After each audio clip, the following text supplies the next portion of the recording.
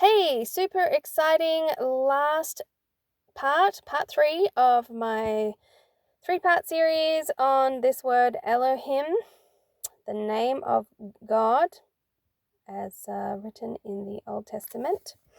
So today we are looking at this last part of the word, the Yod and the Mem, and we're going to see what this element can teach us about the nature of the Elohim. The nature of this God being. Is it a being? That's the question. So this yam, as we've mentioned in another video, by itself as a word, it means ocean or sea. So that's the, if we just saw it by itself, that's what it would mean. Now, how can that have anything at all to do with God as a name? Does it have something to do with God as a name?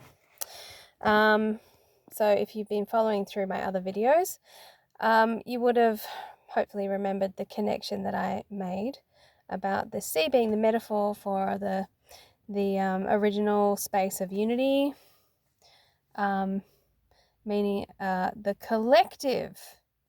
So a unified field, but representing a collective of all things. So that was how it was relating to, how the mem was relating to God and that space of the unified field. So I've written this, that out of which individual but connected forms arise. So that was the metaphor, the Buddhist metaphor of the waves rising out of the ocean, and how when we achieve unity consciousness, we stop associating ourselves or identifying as just individual separated waves and realize that our core identity, we are in fact the ocean. So that's what the connotations are of this word yam, that unified field out of which the individual forms of creation arise. So to reinforce this, mem, which looks like this if it is not at the end of a word, that's what this letter is. So we've got yod, mem, but if it's in the beginning or in the middle of a word, it looks like this. When it's at the end of a word, it looks like this now. But originally, the pictograph was this. You can see the association with water, waves, the sea, and how you can see that turned into this, which is our modern day letter M. So even though the current Hebrew looks like this is where it came from and where we get the sound and the letter M from. Okay, so going back to this idea of it representing collective, so something out of which individual forms can arise, but which is inherently connected. These individual forms are connected as a unity. When we put Yod Mem at the end of, when we see it at the end of any Hebrew word, it actually pluralizes the word. So any Jewish person reading the name of Elohim will just know that is associated with a plurality. That this is by definition not a singular term, not the name of a single entity. It wouldn't be in Hebrew, because this Yod Mem at the end of a word always represents a plurality. So when it's put as a suffix. All right, so for example, if I had the word for son, ben, if I wanted to say sons, in English we put an S at the end. In Hebrew they put Yod Mem at the end, so it would then say banim. Another example, dog, kelev. If instead of putting an S at the end, I would put the Yod Mem at the end, kelevim. Not sure if kelevim, yes, okay. So you see that you get the idea. So this Elohim, if you were Jewish reading this, you would know that was indicative that could not be referring to a single entity. So where does that leave us when we're talking about God? Is God all things? Is God a separated out form like we talked about with the hay? Or is God a collective or, a group? When you have a group, this is what, to pluralize something, it's when you have a group of the same but separate beings or things. That's what plural means. You add the M to the end. All right, so where are we going to go with this idea? How can we align these seemingly contradictory ideas? I was going to read something out from a book by Rudolf Steiner, which literally just discovered I've known it's on my shelf for a long time. It's called Genesis, Secrets of Creation. I'm kind of glad that I didn't read it before literally just yesterday. Like, I'm glad that I started doing these videos myself, because if I'd read this first, I guess I would have just been like, oh, I'm just going to be repeating everything that he's saying rather than discovering it for myself, which is way more fun. But it was extremely confirming and validating when I did open this yesterday, start reading it for the first time. I think I remember years ago having a quick flick through it, but nothing particularly grabbed my attention back then. But now, oh my goodness, as we know, things always come into our lives when it's time. So I was having a bit of a read through of his first lecture that's translated in here. So Rudolf Steiner was an Austrian philosopher, sort of around the turn of last century, had his heyday kind of in the early decades of last century. He is extremely well known internationally because he was the father of anthroposophical medicine, which was the first real holistic stream of practice in Western medicine. He brought biodynamic farming principles to the world. He created the Waldorf system of education, which is a worldwide education movement as well. So he's kind of a big deal. He has thousands and thousands of lectures on spiritual, esoteric topics. He calls himself a theosophist, and was associated with anthroposophy, which is a spiritual philosophy which combines the principles of scientific practice with spirituality. So it's he's also extremely holistic in the way he views all of the different streams of thought in humanity, especially the religious streams, and he brings them together into a cohesive whole, which is what I love when I read Steiner's works, and what initially attracted me to his works when I discovered him and his writings. So I'm just going to read a few bits out of here because it relates exactly to what we've been talking about. This first lecture entirely is on the first sentence in the book of Genesis in Bereshit, and he talks about how much spiritual knowledge can be gained just from breaking down the various words and concepts just contained in that sentence alone. So you can understand why I was so excited when I started reading this yesterday. So he was talking, first he covered the word Bereshit, but I'm not going to go into that again. And then he was talking about the second word, bara, which I did briefly mention in a few videos ago. And to describe this, so we've got the bara being the Beit Resh Aleph. And if you recall, I said about that word, which is translated as created. I don't have my pen on me anymore, so I can't write it down. Translated as created, but it's got the Beit, which means in, the Resh, which means head, and then the Aleph, which is God. So I was like, really? It's telling us that that the process of creation was something that was going on inside the head of God, inside God's mind. So I was like, well, that's really interesting. So this is what Steiner has to say. Imagine you have been asleep for a while. This is talking about this word bara. And on waking, you do not open your eyes into things around you, but through an inner activity, fill your mind with certain mental images.